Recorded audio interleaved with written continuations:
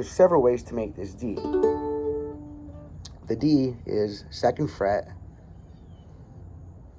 4th, 3rd, and 2nd strings. Remember, we're counting them towards our face. String 1, 2, 3, 4.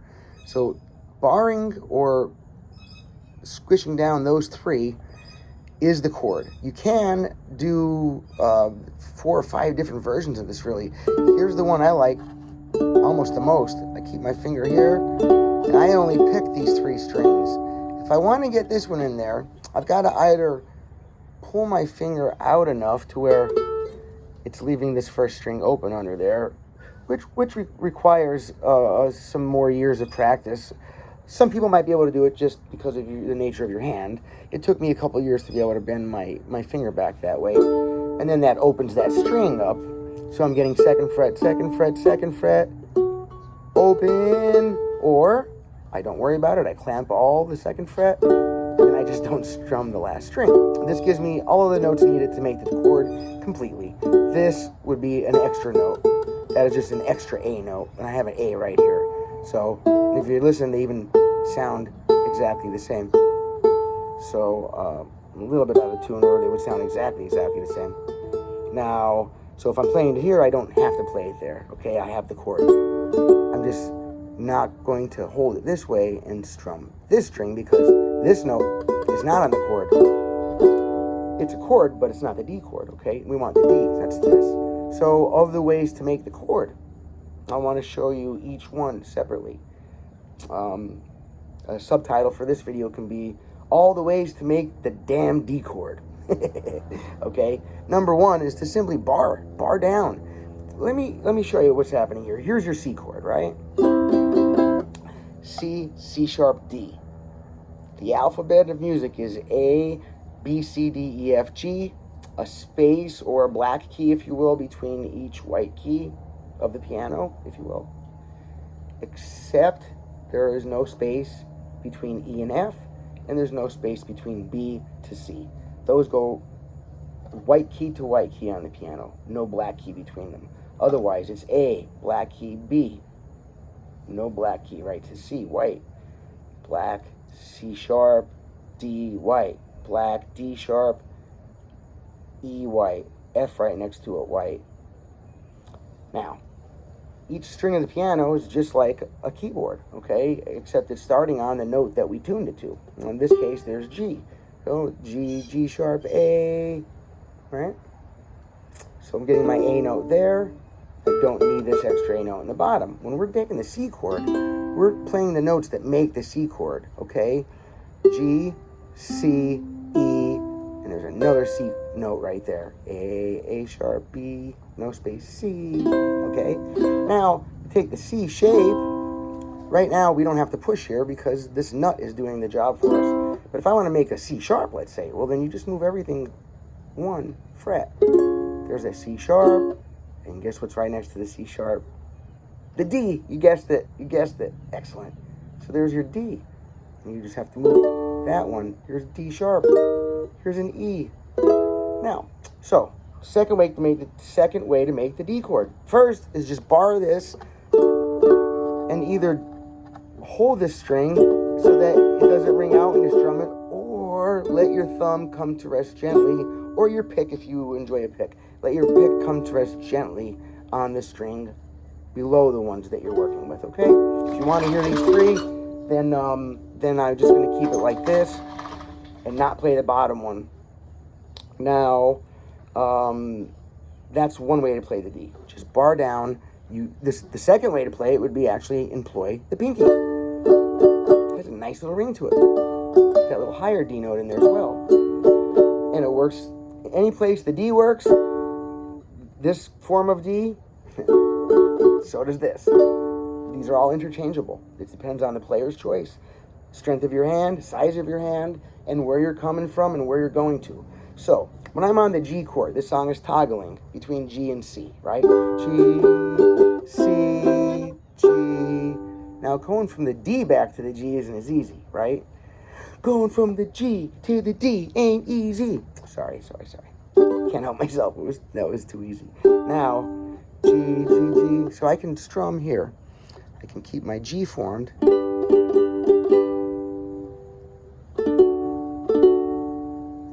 can either come back to this G form, or what I like to do is keep that barred. This is a little G chord, right? Bar these and put that there. It's the same thing as doing this. I'm covering these two on second frets, that on the third fret. There's one G. Here's another way to make a G chord. So now if we use this way to make the D, right? Just don't strum the bottom one. To make the G, I just have to add that note, except now I'm not strumming this. So for the D, I'm strumming these three. For the G, I'm adding this note, and I'm strumming first, second, and third strings. So you can play the whole damn song like this. Watch. G, G, G, G, G, C, C, G, G, G, G, G, D, D, G, G, G, G, C, C, G, G, G, G, D, D, G. It works for the verse, or it works for the chorus. Oops.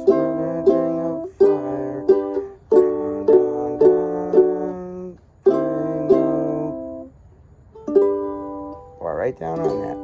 So for the G, it's this way or this way.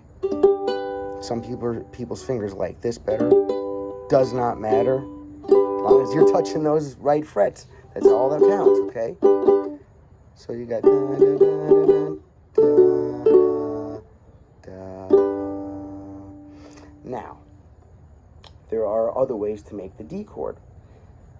This is a way of playing that vocalists use very often. Now, there's a different way to play the guitar if you're looking at the fretboard than there is if you're not looking at it. I don't know if you realize that, yes. Singers had come up with, well, necessity breeds invention, right? So the need to keep your throat open to sing into the microphone bred the necessity we need to be able to still play the guitar when you're singing like this. So now how do you play the damn guitar if you can't see the damn thing? Okay, well, it's kind of like a system of braille playing, you know, a sense of feeling your way around the fretboard. And that is a different way to play than it is when you're looking at it. And your eye is very quick. So I can be somewhere and use my eye to spot a landmark and get to it rather quickly. Now, for vocalists, usually the kind of playing I'm talking about wouldn't be like Jimmy Page, riff rock stuff. It's more like the chords and you're singing along, you know, like Johnny Cash stuff or whatever. And now, to go between the common chords of any key, there are ways to do it.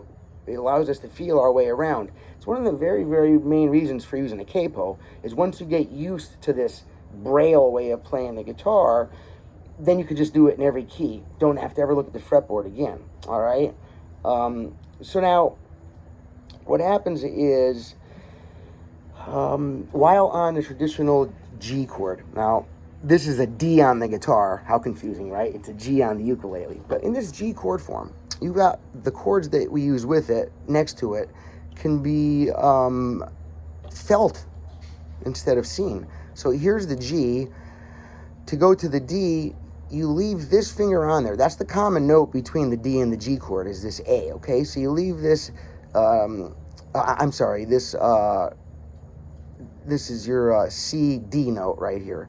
So the D is the common note between the G and the D chord, okay? So this D note, or first finger, can stay put, and then I straddle it with these two. You see? So I'm going from my G here, right? And I'm gonna leave my first finger planted, and that's my guide finger.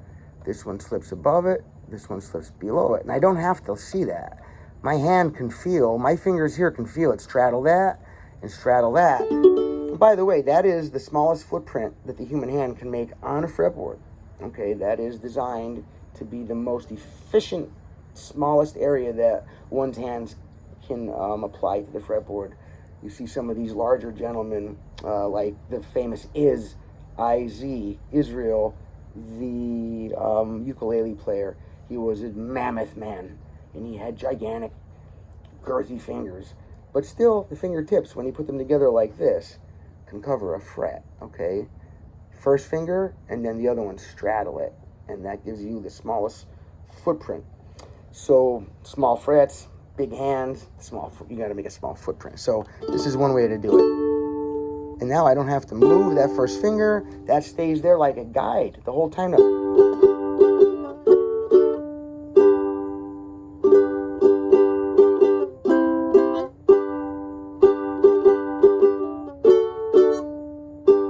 Okay, that's another way to approach this. Is the D with the first finger planted root note. First finger planted root note. Okay. So the way you practice it is literally find your comfort zone, meaning find the spot for your first finger that is comfortable when you're making both the D chord and the G chord, and then you practice that.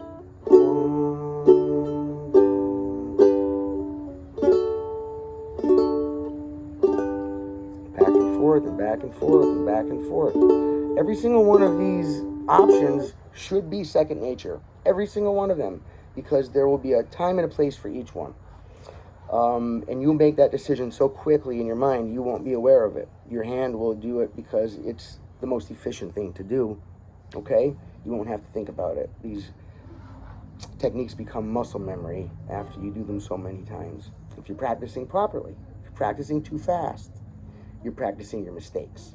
And if you practice your mistakes, you're going to get pretty freaking good at them.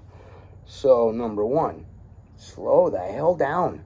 Everybody, every single person, slow the hell down. Comprehend.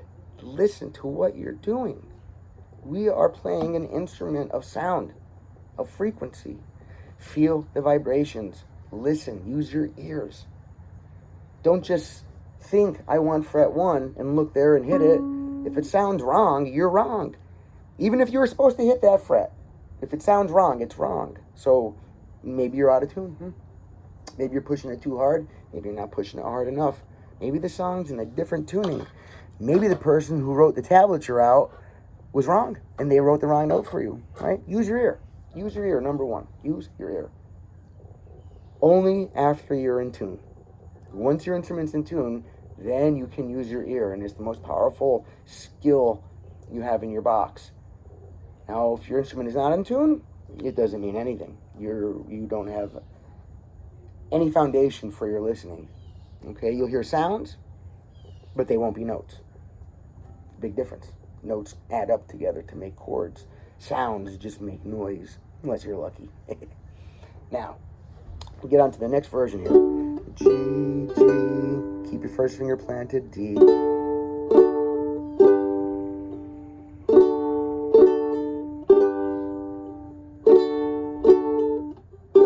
Now, so that is one good way to go about it. Another way is when you're straddling that first finger to make the D. This is a common fingering, okay? It's a nice, easy shape of the hand. It's quite natural, actually. If you just have your hand and you just kind of bend it back, these fingers kind of fall into place naturally that way. So now, the dominant 7 chord, it's written with just a letter and the number 7 next to it. So if you were to see a D and a number 7, you call that D7. It means dominant 7. And when we do the dominant 7 chord, you're flattening the seventh note of the scale. You're flattening a half step. So it creates a whole step before the root, rather than a half step below the root, as in a regular major scale. Now, 7 chords are quite replaceable. I'm sorry, they're, the word I'm looking for is a substitute. You can use a 7 chord where you can use a major chord. Very often in, I don't want to say all songs, but in the majority of songs, if we're sticking in roots music, you know, blues, rock and roll, country, reggae, stuff like that. Now for the Johnny Cash song, the chorus is D, D, D, D, C, C, G, G, D, D, D, D, C, C, G. Now, as a substitutable chord, not just for the chorus, but for the entire song, is you can use the D7. which is like straddling that first finger, but you don't have to have the first finger there. It offers up just a different voicing. So sometimes it would be good, let's say, practice, the verses of the song using this kind of D. And then when it goes to the chorus, you can offset the sound a little bit or increase the quality of your song, let's say, by using these easy techniques. So now we'll use the D7 for the chorus instead of the D.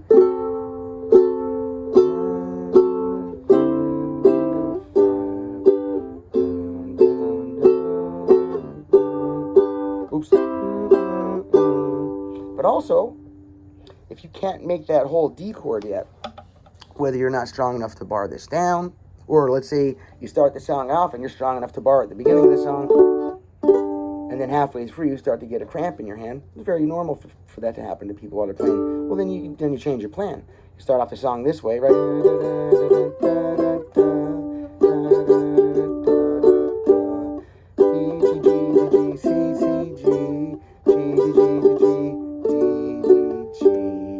Now give my hand a break. C7, that's D. I'm going to say D, S-E-E, the D7, not C7 like C7 chord. Sorry, it's too funny. I have to. D7, C, G, D7.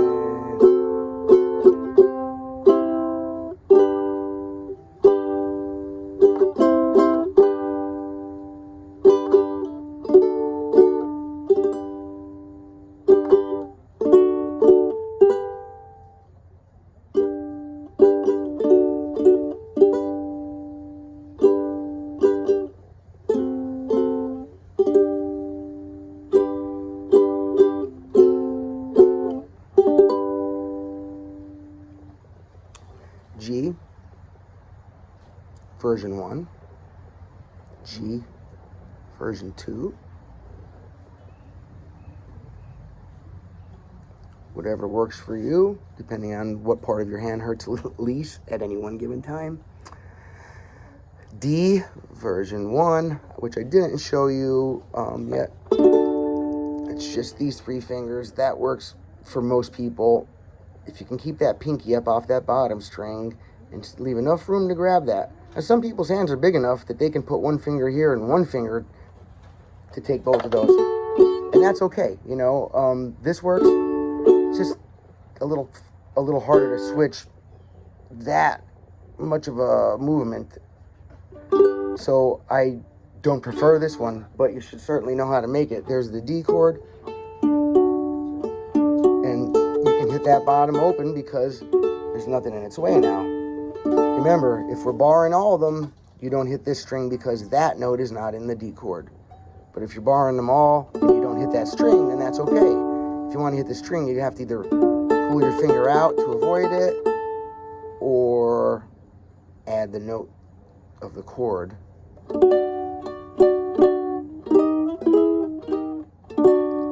right. Wayne Sorbelli, down here in Florida.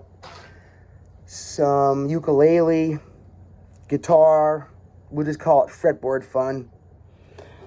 Like my channel, subscribe, drop a comment below.